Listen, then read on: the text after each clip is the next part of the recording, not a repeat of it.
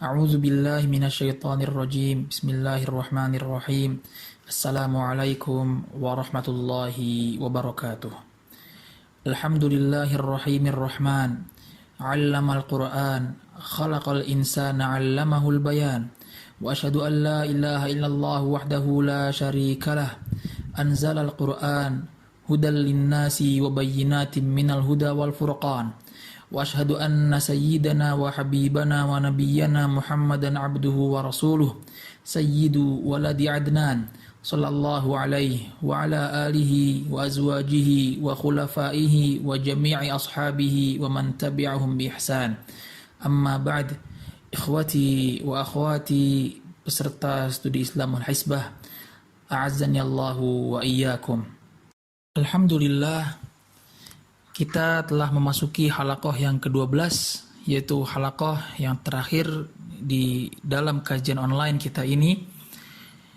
Dan kita tidak lagi membahas atau mengkaji kitab Ma'an Nabi sallallahu alaihi wasallam fi Ramadan, kitab yang ditulis oleh Fadlatul Ustadz Dr.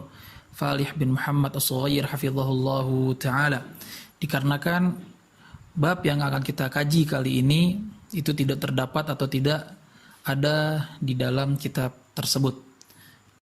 Setelah kita membahas tentang keutamaan 10 hari terakhir bulan Ramadan, maka tibalah saatnya kita membahas 2 amalan yang cukup penting, dan insya Allah nantinya kita akan menjumpai 2 amalan tersebut di akhir Ramadan dan di awal bulan Syawal, yaitu 2 hal. Yang pertama adalah tentang zakatul fitr, dan yang kedua adalah Idul Fitr. Zakatul fitr atau disebut juga dengan zakat fitri, atau kita sering menyebutnya dengan zakat fitrah. Penamaan zakat fitrah itu sebenarnya bukanlah suatu masalah. Ibnu Qutaibah rahimahullahu ta'ala pernah menjelaskan al-murad bi zakatil fitr zakatun nufus. Yang dimaksud dengan zakatul fitr adalah zakat untuk badan dan jiwa. Ma'khudhatun minal fitrah allati hiya aslul khilqah. Yang dimana penamaan tersebut diambil dari kata fitrah yang artinya adalah asal penciptaan. Adapun anak pribadi lebih memilih pendapat yang mengatakan bahwasanya yang dimaksud dengan zakat al-fitr atau zakat fitri dikarenakan kata fitri itu sendiri berasal dari kata iftar, artinya berbuka atau tidak berpuasa lagi. Dan penamaan zakat tersebut atau adanya zakat disandarkan pada kata fitri, yaitu tidak berpuasa lagi, yang menjadikan sebab dikeluarkannya zakat tersebut. Dan juga ini dipertegas dalam satu riwayat dari Abdullah bin Umar radhiyallahu taala anhuma, anna Rasulullah sallallahu alaihi wasallam amara bi ikhraji zakatil fitr an tuadda qabla khurujin nasi ila shalah. Bahwa Rasulullah sallallahu alaihi wasallam memerintahkan untuk menunaikan zakat fitri sebelum berangkatnya kaum muslimin menuju lapangan untuk sholat hari raya. Zakat fitri itu hukumnya wajib untuk ditunaikan. Sebagaimana dalam satu riwayat dari Ibnu Abbas radhiyallahu taala anhuma, beliau mengatakan, "Farada Rasulullah sallallahu alaihi wasallam zakatal fitr."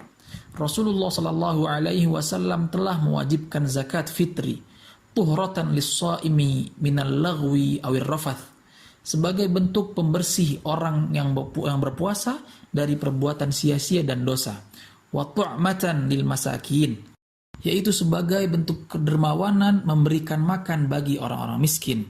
Man addaha qabla shalah fahiya zakatun maqbulah. Barang siapa yang menunaikan zakat tersebut sebelum sholat Id, maka itulah zakat fitri yang diterima. Wa man addaha ba'da shalah, namun siapa yang menunaikannya setelah sholat Id, maka fahiya shadaqatun minas shadaqat, maka amalan tersebut teranggap sebagai sedekah yang biasa saja. Dalam riwayat tersebut juga dijelaskan tentang waktu pembayaran zakat fitri, yang dimana paling lambat pembayaran zakat fitri tersebut dibayarkan sebelum pelaksanaan sholat Idul Fitr. Adapun setelahnya maka hanya dianggap sebagai sedekah saja. Dalam satu riwayat, wa kana Ibnu Umar radhiyallahu taala anhuma yu'tiha alladhina yaqbalunaha. Disebutkan seorang Ibnu Umar radhiyallahu taala anhuma biasanya menyerahkan zakat fitri kepada orang yang berhak menerimanya, wa kanu yu'tauna qabla al-fitri biyaumin aw yaumain. Ibnu Umar radhiyallahu taala anhuma biasanya menyerahkan zakat fitri tersebut kepada orang-orang yang berhak menerimanya ya sehari atau 2 hari sebelum datangnya atau masuknya hari raya Idul Fitri. Naam. Lalu bagaimana dengan takaran yang harus dibayarkan untuk zakat fitri? Dalam satu riwayat Ibnu Umar radhiyallahu taala anhuma pernah berkata, farada Rasulullah sallallahu alaihi wasallam zakat al-fitri sa'an min tamr atau sa'an min sya'ir 'ala al-'abdi wal hurri wal dzakari wal untha was saghiri wal kabiri minal muslimin. Rasulullah sallallahu alaihi wasallam mewajibkan zakat fitri dengan 1 sa' kurma atau 1 sa' dari gandum bagi setiap muslim yang merdeka ataupun yang budak atau maupun budak, laki-laki maupun perempuan, anak kecil maupun orang dewasa. Wa amara biha an tuadda qabla khurujin nasi ila shalah. Zakat tersebut diperintahkan untuk ditunaikan atau dibayarkan sebelum orang-orang keluar untuk melaksanakan salat Idul Fitri. Walaupun dalam riwayat tadi dijelaskan tentang pembayaran zakat fitri dengan kurma ataupun gandum, tapi para ulama mengatakan bahwa pembayaran zakat itu bisa dibayarkan sesuai dengan makanan pokok yang biasa dikonsumsi oleh masyarakat setempat. Contohnya aja Indonesia yang kita tidak banyak mengkonsumsi kurma ataupun gandum, ya, tapi kita banyak mengkonsumsi beras, maka zakat fitri kita dibayar dengan beras. Yang takarannya 1 sa'. 1 sa' yang masyhur di kita itu sekitar 2,5 kilogram. Ya, walaupun para ulama juga mengatakan antara 2,5 kilo sampai 3 kilogram yang dibayarkan per orang atau per kepala. Kemudian bagaimana hukumnya kita membayar zakat fitri itu dengan uang? Kalau kita membayarkan kepada amil, ya, kita menyampaikan uang kepada amil dan amil tersebut membelikan beras, maka di sini tidak ada masalah. Yang menjadi masalah adalah kita menukarkan pembayaran beras dengan uang. Hal ini terjadi atau ada perselisihan pendapat di kalangan ulama. Ada 3 pendapat di sini. Jumhurul ulama, sebagian besar ulama mengatakan tidak boleh membayar zakat fitri dengan uang atau tidak boleh mengganti pembayaran zakat fitri dengan uang. Yaitu kita memberikan uang kepada orang yang berhak atau mustahik sebagai ganti dari beras. Pendapat kedua yaitu pendapat yang membolehkan.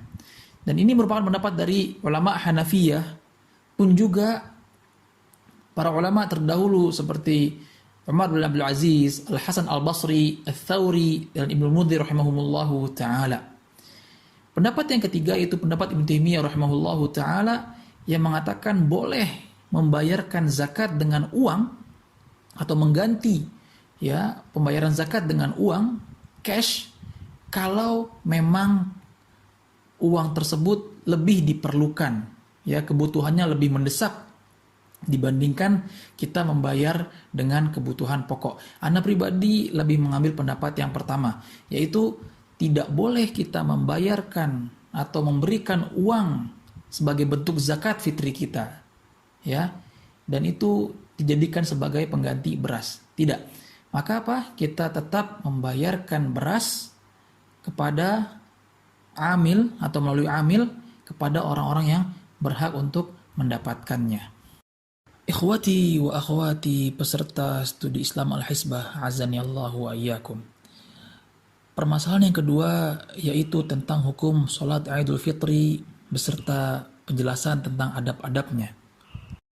Adapun tentang hukum pelaksanaan sholat Idul Fitri, atau lebih umumnya kita sebut sholatul Idain, pelaksanaan sholat Idul Fitri dan Idul Adha, ada perbedaan pendapat ulama dalam masalah ini.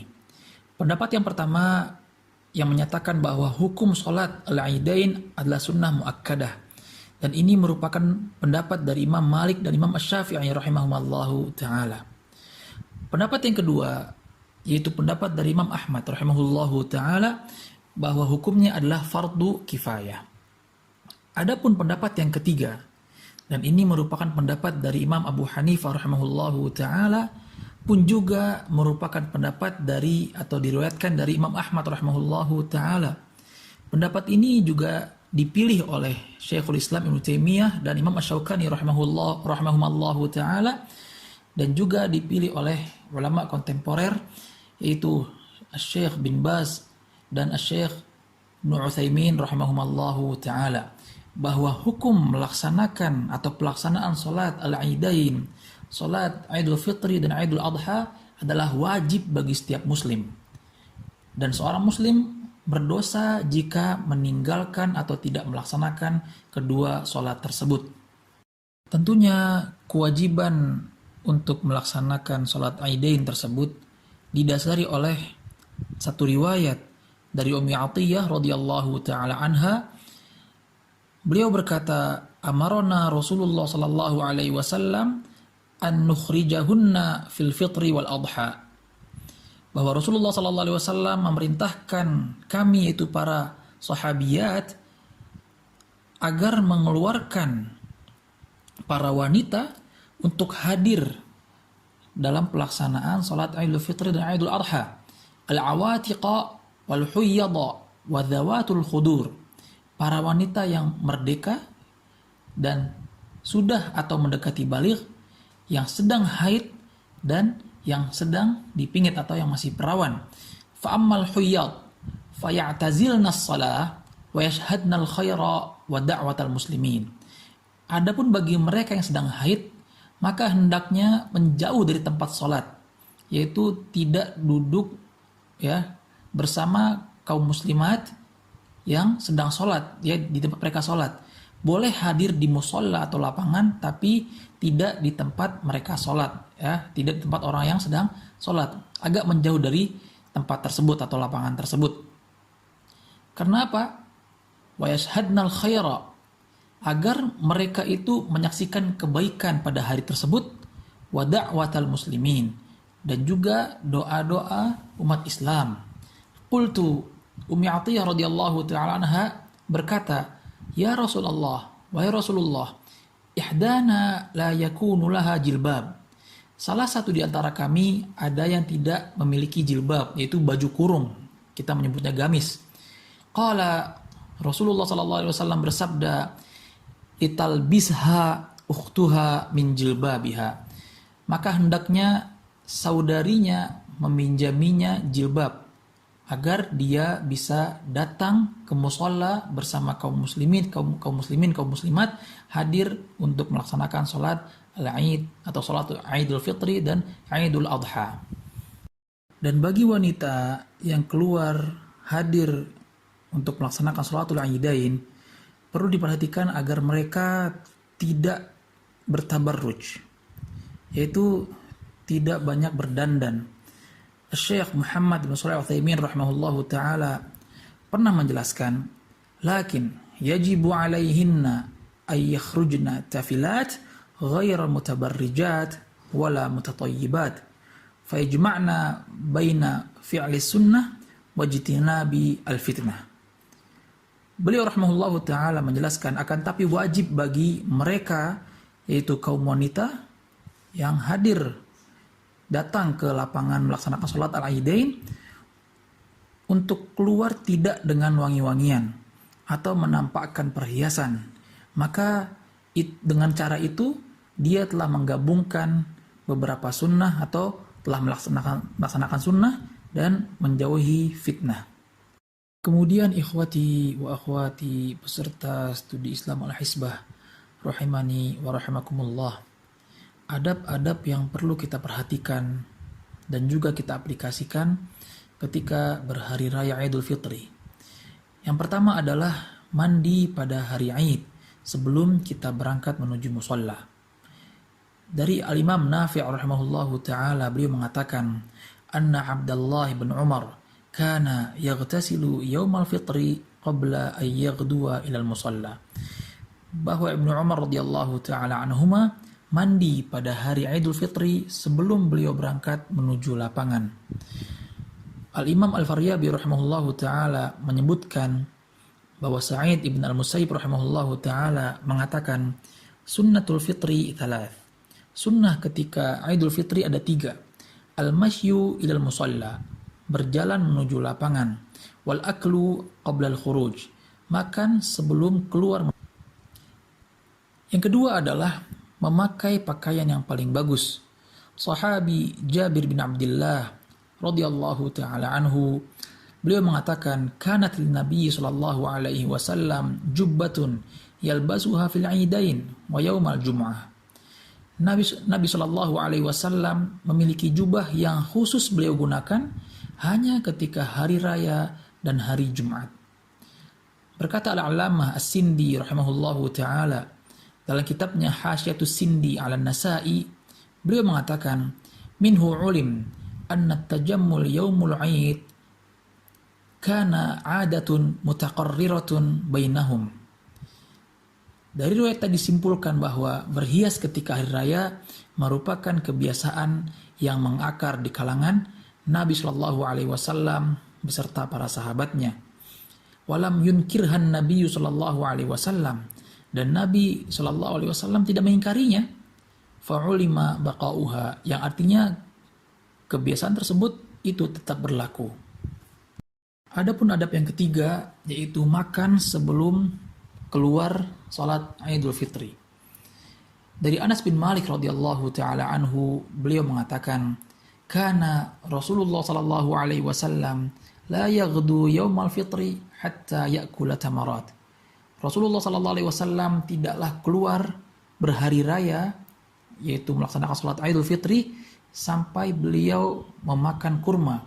Wa ya'kuluhunna witra. Beliau sallallahu alaihi wasallam memakan kurma dalam jumlah yang ganjil. Dalam riwayat lain disebutkan, ma kharaja Rasulullah sallallahu alaihi wasallam yauma fitri hatta ya'kula tamarat thalathan aw khamsan aw sab'an. Tidaklah Rasulullah sallallahu alaihi wasallam keluar berhari raya untuk salat Idul Fitri sampai beliau makan kurma dengan jumlah 3 atau 5 atau 7. Yang keempat adalah berjalan menuju lapangan atau tempat sholat Idul Fitri. Diriwayatkan dari Abdurrahman ibn Sa'ad ibn Ammar ibn Sa'ad dari ayahnya, dari kakeknya, anna Nabiy sallallahu alaihi wasallam kana yakhruju ila al-'idi masyian wa yarji'u masyian. Bahwa Nabi sallallahu alaihi wasallam keluar menuju lapangan dengan berjalan kaki, dan pun juga beliau pulang dengan berjalan. Dan merupakan satu bentuk sunnah juga, yaitu kita berangkat dan pulang, ya, berangkat menuju tempat sholat dan pulang menuju rumah dari tempat sholat, ya, itu melalui jalan yang berbeda. Dari Jabir bin Abdullah radhiyallahu taala anhuma, beliau mengatakan, idza kana yaumu 'id khalafat tariq, bahwa Nabi Shallallahu Alaihi Wasallam ketika berhari raya mengambil jalan yang berbeda, ya, baik itu ketika berangkat ataupun pulang. Yang kelima yaitu mengeraskan bacaan takbir. Takbir yang biasa kita baca ketika Idul Fitri ataupun Idul Adha, dan khususnya di Idul Fitri kita baca takbir tersebut sampai sebelum sholat Id dimulai. Al-Imam Nafi' rahimahullahu ta'ala mengatakan, kana Ibnu Umar yakhruju yaumal 'id ila al-musalla fayukabbir wa yarfa' sautahu hatta ya'ti al-imam. bahwa Ibnu Umar radhiyallahu taala anhuma beliau mengeraskan bacaan takbir pada saat Idul Fitri ketika menuju lapangan sampai imam datang, yaitu sebelum melaksanakan sholat Idul Fitri. Dan tentunya bertakbir ketika Al-Aid, Idul Fitri ataupun Idul Adha, ya, merupakan perintah Allah Subhanahu wa taala. Dalam surah Al-Baqarah ayat 185, Allah Subhanahu wa taala berfirman, "Walitukmilul iddata walitukabbirullaha ala ma hadakum wa la'allakum tashkurun." Dan hendaklah kamu mencukupkan bilangannya, yaitu berpuasa, ya, hari berpuasa. Dan hendaklah kamu mengagungkan Allah Subhanahu wa taala, bertakbir pada Allah Subhanahu wa taala atas petunjuknya yang diberikan kepadamu supaya kamu bersyukur. Adapun lafaz takbir atau sighah takbir yang kita baca ketika di hari raya Idul Fitri dan Idul Adha, ada yang berbunyi Allahu Akbar, Allahu Akbar, Allahu Akbar. Itu 3 takbir di sini. Dan dilanjutkan la ilaha illallah wallahu akbar, Allahu akbar walillahil hamd. Dan lafaz ini berdasarkan riwayat dari Ibnu Mas'ud radhiyallahu taala anhu dan ulama-ulama salaf. Dan disebutkan juga bolehnya membaca, ya, takbir yang pertama itu 2 kali. Bagaimana? Yaitu Allahu akbar, Allahu akbar, la ilaha illallah wallahu akbar, Allahu akbar walillahil hamd. Kemudian bagaimana dengan lafaz yang juga sering kita dengar, yaitu Allahu akbar kabira walhamdulillahi katsira wa subhanallahi bukratan wa asila, dan seterusnya. Dan ini dibolehkan oleh Al-Imam Asy-Syafi'i rahimahullahu taala dalam kitabnya Al-Um.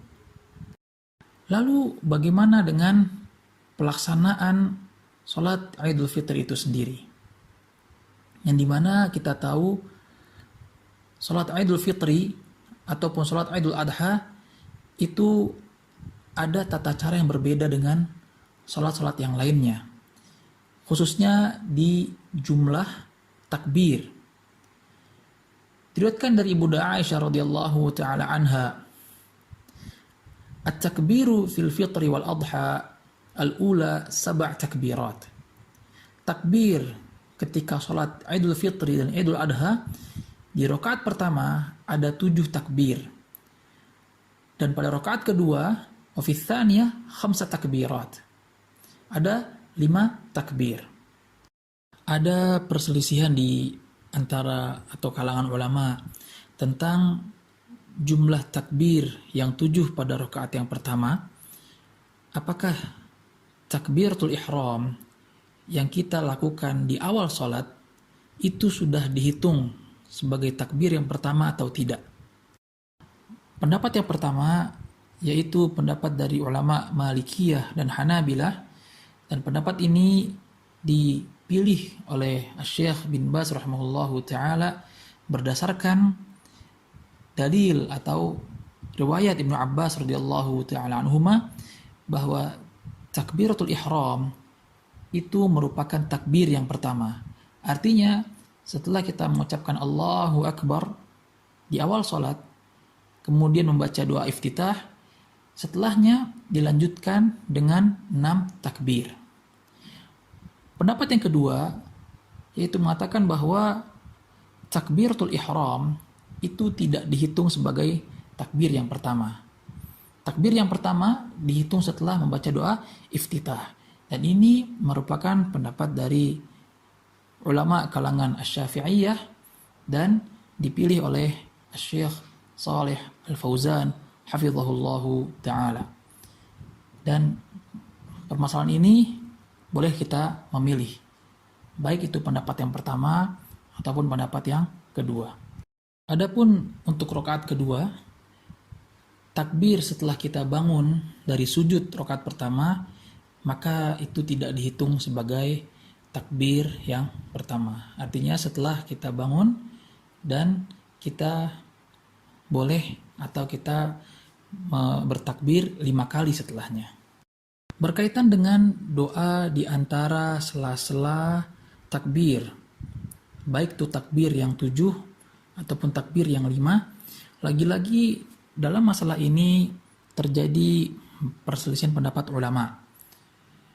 Yang pertama mengatakan bahwasanya tidak ada doa khusus yang dibacakan di antara takbir-takbir tersebut.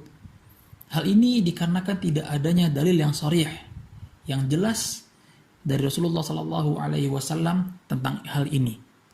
Pendapat yang kedua mengatakan adanya bacaan, ya, sebagaimana Imam Ibnu Qudamah rahimahullahu taala dalam kitabnya Al-Mughni, beliau mengatakan wa in ahabba, ya, ketika kita berada di antara takbir, kita bisa membaca Allahu Akbar kabira walhamdulillahi katsira wa subhanallahi bukratan wa asila wa sallallahu ala Muhammadin nabiyil ummi wa ala alihi wa sahbihi wasallam. Pun juga disebutkan dari riwayat Abdullah bin Mas'ud radhiyallahu taala anhu, pun juga dari Abu Musa al-Asy'ari dan Hudzaifah bin Yaman radhiyallahu taala alaihim, yaitu dengan bertahmid kemudian bersolat pada Nabi Shallallahu Alaihi Wasallam. Adapun anak pribadi memilih pendapat yang pertama, yaitu diam dengan tidak membaca apapun di sela-sela takbir yang 7 dan 5. Wallahu ta'ala alam bissawab. Permasalahan mengangkat tangan di setiap takbir, baik itu pada rakaat pertama takbir yang 7 ataupun takbir yang 5 pada rakaat yang kedua. Lagi-lagi dalam hal ini ada perbedaan pendapat ulama. Yang pertama mengatakan bahwasanya kita diharuskan untuk mengangkat tangan di setiap takbir tersebut. Dan ini merupakan pendapat dari Al-Imam Atha wal-Auza'i dan Abu Hanifah dan Imam Syafi'i, pun juga Imam Ahmad rahimahumullahu ta'ala. Pendapat yang kedua yaitu pendapat Al-Imam Malik dan Al-Imam Sufyan Ats-Tsauri rahimahumallahu ta'ala, yaitu la yarfa'uhuma fima ada takbiratul ihram, yaitu kita tidak mengangkat tangan di setiap takbir tersebut kecuali hanya pada takbiratul ihram. Dan anak pribadi itu mengambil pendapat yang pertama, yaitu mengangkat tangan di setiap takbir, ya, baik itu yang 7 pada rakaat yang pertama ataupun yang 5 pada rakaat yang kedua. Wallahu ta'ala alam bissawab. Dan merupakan sunnah ketika sholat Idul Fitri, yaitu pada rakaat yang pertama setelah membaca Al-Fatihah, yaitu membaca surat Al-A'la, Sabbihisma rabbikal a'la, ataupun membaca surat Qaf. Dan di rakaat yang kedua setelah baca Al-Fatihah, kita disunahkan membaca Al-Ghasyiyah atau membaca surat Al-Qamar. Adab yang terakhir yaitu hendaklah kita mengucapkan at-tahni'ah, ucapan sukacita karena berhari raya. Walaupun ini sebenarnya tidak ada dalil yang sharih juga, ya, tentang Rasulullah Sallallahu Alaihi Wasallam mengucapkan ini kepada sahabatnya. Berkata Al-Imam Ibnu Qudamah rahimahullahu ta'ala dalam kitabnya tadi Al-Mughni, wa dzakara Ibnu Aqil fi tahniyatil 'idi ahadits. Ya, ada beberapa riwayat tentang mengucapkan tahniah, ucapan selamat ketika berhari raya. Dan ini didapatkan dari riwayat para sahabat, ya. Kuntu ma'a Abi Umamah Al-Bahili, ya, bahwasanya Muhammad bin Ziyad mengatakan saya pernah bersama Abu Umamah Al-Bahili wa ghairuhu, dan bersama para sahabat yang lainnya ridwanullahi alaihim. Fakanu idza raja'u minal 'id yaqulu ba'duhum li ba'd, bahwa mereka selepas selesai salat Idul Fitri atau Idul Adha, mereka saling menyapa satu dengan yang lainnya dengan mengucapkan taqabbalallahu minna wa minka, Semoga Allah Subhanahu wa taala menerima amalan kami dan amalan dari kamu. Berkata Al-Imam Ahmad rahimahullahu taala bahwasanya sanad hadis tersebut jayyid. Maka ya itu semua tergantung kita. Kalau anak pribadi lebih suka untuk mengucapkan kalimat tersebut ya kepada orang yang anak temui selepas sholat dengan mengucapkan taqabbalallahu minna wa minkum qiyamana wa qiyamakum siyamana wa siyamakum wa kullu amin wa antum bi khair. Apapun itu boleh diucapkan dan tidak menjadi suatu permasalahan. Ikhwati wa akhwati peserta studi Islam Al-Hisbah, a'azzani Allahu wa iyyakum. Inilah akhir kajian online kita yang insya Allah walaupun materi yang kita dapatkan tidak seberapa, tapi insya Allah akan bermanfaat bagi kita, khususnya ketika kita yang saat ini menjalankan ibadah puasa Ramadan, dan insya Allah puasa kita, amalan-amalan yang kita lakukan ketika bulan Ramadan pun juga nantinya membayar zakat dan melaksanakan sholat Idul Fitri itu selalu dan sesuai dengan tuntunan Nabi Shallallahu Alaihi Wasallam. Ana ucapkan kepada antum semua dan kepada teman-teman yang telah membantu menyukseskan kajian online ini, jazakumullahu khairan katsira. Semoga Allah Subhanahu wa taala memberikan balasan yang banyak bagi kita semua, dan semoga Allah Subhanahu wa taala selalu mempermudah jalan kita di dalam menuntut ilmu syar'i. Wa akhiru kalami alhamdulillahi rabbil alamin. Subhanakallahumma wa bihamdika asyhadu an la ilaha illa anta astaghfiruka wa atubu ilaik. Assalamualaikum warahmatullahi wabarakatuh.